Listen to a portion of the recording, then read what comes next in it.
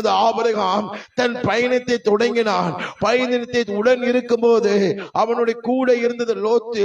லோத்துடைய மனைவி கூட இருந்தாங்க, லோத்து பிள்ளைகள் இருந்தாங்க.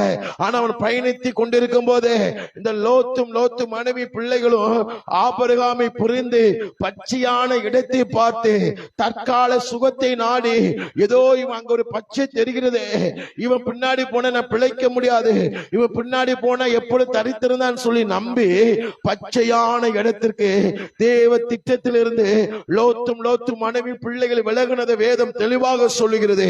எனக்கு பிரியமுள்ள தேவ ஜனமே, அப்பொழுது லோத்துடைய பிள்ளைகளும் அந்த ஆபிரகாமை விட்டு பிரிந்து போகும்போது ஆபிரகாமுக்கு ஒரு சோர்வு ஏற்பட்டு இருக்கலாம், ஆபிரகாமுக்கு கொஞ்சம் மன கஷ்டம் இருந்திருக்கலாம், ஆபிரகாம் கொஞ்சம் சோர்ந்து போய் உட்கார்ந்து இருக்கலாம்.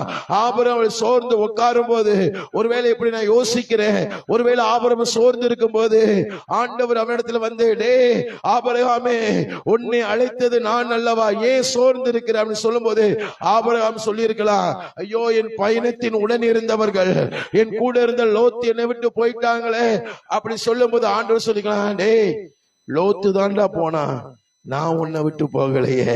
லோத்து பிள்ளைங்க தாண்டா போனாங்க, நான் உன்னை விட்டு போகலையே.